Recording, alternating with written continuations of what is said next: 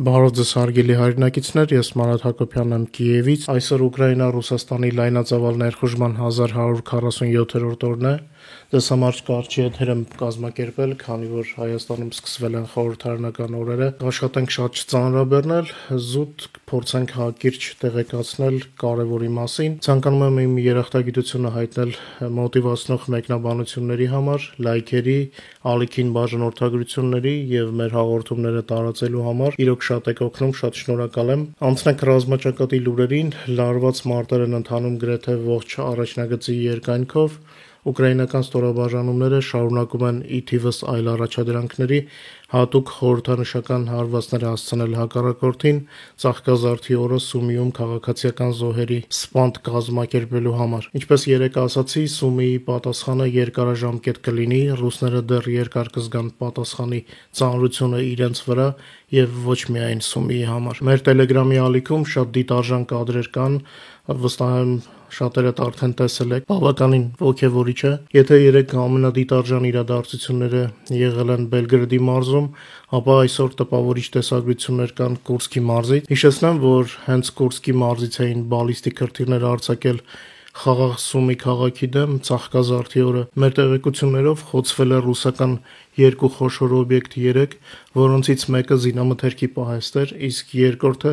Կիրակի օրը Սումիին հարված հասցրած ստորաբաժանման զորամասը։ Ավելի կոնկրետ, Ուկրաինայի պաշտպանության ուժերը հարվածել են Կուրսկի մարզի Գլյուկվա գյուղում գտնվող զորամասին, որտեղ տեղակայված էր ռուսների 448-րդ հրթիռային բրիգադը,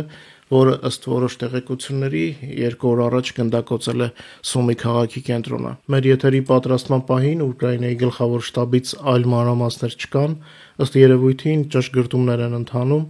Տեղեկություն ունենալուն պես անմիջապես կհայտնենք ձեզ կամ YouTube-ով կամ Telegram-յան մեր ալիքով։ Ռուսական հակաօդային պաշտպանության վատ աշխատանքի պատճառով ապրիլի 15-ի գիշերը Կուրսկի մի քանի բնակելի շենքերում հրդեհներ են բռնկվել դրոնների զանգվածային հարվածներից հետո։ Մեր լսարանը լավ գիտի, որ ուկրաինական զորքերը Ռուսաստանի տարածքում աշխատում են հնարավորինս ճշգրիտ եւ թիրախավորում են զուտ ռազմական օբյեկտները, աշխատում են քաղաքացիական օբյեկտներից հեռու լինել։ Եթե նման դեպքեր պատահում են, ապա դա ռուսական հակաօդային պաշտպանության վատ աշխատանքի պատճառով է։ Ռազմական թիրախները փրկելու ակնկալիքով ռուսները հաճախ հարվածներ են հասցնում իրենց սեփական քաղաքացիական օբյեկտներին։ Սա հետո փորձում են վերագրել Ուկրաինային, որպեսզի մեղադրելու առիթ ունենան, բայց ինձ թվում է ոչ ոքի համար գաղտնիք չէ, որ Ուկրաինան քաղաքացիական թիրախներ չի խոցում։ Վերջին 24 ժամվա ընթացքում ռազմաճակատում գրանցվել է մոտ 100 մարտական բախում։ Ուկրաինայի պաշտպանության ուժերը եւ ռուս զավթիչները ծանր մարտերի են բռնվել ռազմաճակատի որոշ մասերում։ Ուկրաինայի պաշտպանության բանակի ավիացիան, հրթիռային ուժերը եւ հրետանին խոցել են ռուս զավթիչների անձնակազմի, սպառազինության եւ ռազմական տեխնիկայի կենտրոնացման 5 տարածք։ Անցած 24 ժամվա ընթացքում թշնամին կորցրել է 1180 զինվոր, 2 օրում գրեթե 2500 զինվոր։ Ուկրաինայի դեմ լայնածավալ պատերազմի սկզբից Ռուսաստանի ընդհանուր մարտական կորուստները ըստ Ուկրաինայի գենշտաբի տվյալների կազմել է 935160 հոգի։ Երեկվա ընթացքում եւս 400 միավոր զինտեխնիկա է ոչնչացվել, ավելի ստույգ 456 միավոր։ Այս մասին ապրիլի 15-ին հայտնել է Ուկրաինայի զինված ուժերի գլխավոր շտաբը։ Հիշեցնեմ, որ ամենատպավորիչ կադրերը, որոնք չեն կարող ցուցադրել YouTube-ում, կարող եք տեսնել մեր Telegram-յան ալիքում։ Ռազմաճակատում դաժան պարտության ֆոնին ռուսները գիշերը նորից հարձակվեցին Ուկրաինայի խաղաղ քաղաքների եւ գյուղերի վրա։ Իդեպ երեք հենց Կուրսկի մարզից կրկին բալիստիկ հարված է հասցվել Սումիին, որից հետո սկսվել է ուկրաինական դրոնների հարվածը Կուրսկի մարզի թիրախներին։ Այսպես ռուսները փորձում էին իրենց կորուստները կոմպենսացնել քաղաքացիականների հարվածով, բայց հիմա ծանր կորուստներ են ապրում։ ԱՄՆ կոնգրեսի ներկայացուցիչների դեմոկրատական կուսակցությունը Ուկրաինայի սատարող օրենքի նախագիծ է ներկայացրել, այն նաև նախատեսում է Ռուսաստանի դեմ պատժամիջոցների խստացում։ Այս ֆոնին Թրամփի ներկայացուցիչ Վիտկոֆը կամ Վիցկովը հերթական անհասկանալի հայտարարություն արեց կարգավորման վերաբերյալ, ակնարկելով 5 տարածքների մասին։ Մոտ տպավորություն է, որ կարծես աջ ձեռքը չգիտի ինչ անում ձախը, կամ Թրամփի վարչակազմը գործում է երկրի ընդհանուր քաղաքական համակարգից առանձին։ Իդեպ Թրամփի 3 ավելի տարօրինակ հայտարարության մեջ որոշ փորձագետներ որսացին նրա պատկերացումների ուրվագիծը հակամարտության կարգավորման վերաբերյալ, ավելի ճիշտ ռուսական ագրեսիան կասեցնելու մասով։ Թրամփը հայտարարել է, որ Ուկրաինան իբր կորցրել է իր տարածքի 25%-ը, ոչ թե 18-7-ը, որը իրականում հիմա է, ինչի համար է ասում 25%, պարզ չէ։ Եթե Ռուսաստանի կողմից օկուպացված տարածքները գումարենք դեռ չգրավված Դոնեցկի, Լուգանսկի, Խերսոնի եւ Զապորոժիեի շրջաններին, ապա կստանանք ուղիղ 25%։ Միգուցե դա ի նկատի ուներ Թրամփը։ Չգիտեմ, չեմ ուզում դավադրությունների տեսության մեջ խորանալ, բայց քանի գնում ենք նման կարծիքները ավելի ամրանում են, բայց քանի որ Թրամփի հայտարարությունները գրեթե միշտ մշուշոտ են, մենք այս պահին կնշենք ու պարզապես նկատի կունենանք։ Ուկրաինայի պաշտպանական դիրքորոշումը, որը հիմնված է իր բնակիչների կամքի վրա, այն է, որ մենք չենք զիջի մեր հողի ոչ մի սանտիմետրը, ինչ էլ որևէ մեկը ասի աշխարհի որևէ կետից։ Ես դավադրության տեսությունների կողմնակից չեմ,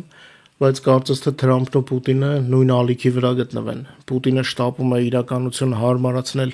Թրամփի ծրագրերին։ Տեսնենք, թե ինչպես կզարգանան իրադարձությունները, բայց արդեն ակնհայտ է, որ Թրամփը խուսափում է Պուտինին շատ քննադատելուց։ Նա նույնիսկ փորձեց կշտամբել Ուկրաինային, ասելով, որ եթե հրթիռներ չունես, ինչու ես պատերազմի մեջ մտել։ Դժվար թե նա այնքան անխելք լինի, որ չհասկանա, որ պատերազմը սկսել է Պուտինը, իսկ Ուկրաինան պարզապես պաշտպանվում է, ինչպես որ կարող է։ Կարծում եմ, որ 5 տարածքների մասին խոսակցությունները նույնպես հնարավոր է պատահական չլինեն։ Թրամփն ու իր մարդիկ համառորեն չեն նկատում Պուտինի իրենց քթից բռնած տանելով խաբում է իրենց, կամ չեն ուզում նկատեն, որովհետև գիտեն, թե ինչ է իրականում անում Պուտինը։ Հիշեցնեմ, որ Ռուսաստանի դիկտատորը պատերազմը սկսեց Ուկրաինան կործանելու համար, եթե նույնիսկ հիպոթետիկորեն պատկերացնենք պատերազմի ավարտը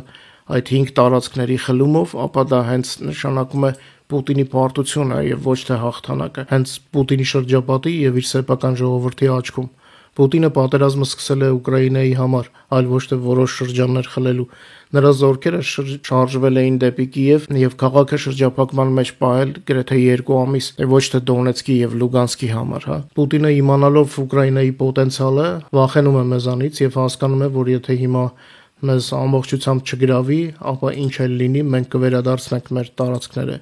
Այնպես որ առանձին տարածքների մասին խոսակցությունները պարզապես բանակցությունների փակուղի տանելու փորձ են, իմանալով, որ Ուկրաինան ոչ մի դեպքում չի համաձայնի տարածքների զիջմանը։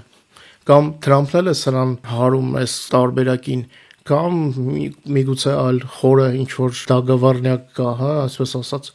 Դժվար թե Թրամփը այս ամենը չիմանար, բայց կարծես թե ուկրաինական դիմադրությունը եւ Եվրոպայի միասնությունը խաթարել են նոր աշխարհակարգ հաստատել ցանկացողների ծրագրերը, որոնք գերադասում էին ուժի օրենքը, այլ ոչ թե օրենքի ուժը։ Հնարավոր է ինչ որ բան շեղվել է նրանց պլաններում եւ Թրամփը որպես սփոփանք Պուտինին փորձում է բավարարել 5 մարզերով։ Այս ամենը իհարկե աբսուրդի դաշտից է, որովհետեւ ոչ ոք նույնիսկ այդ 5 տարածքները չի ճանաչի որպես ռուսական։ Ինչևէ, տարօրինակ է, բայց տպավորությունը սա է։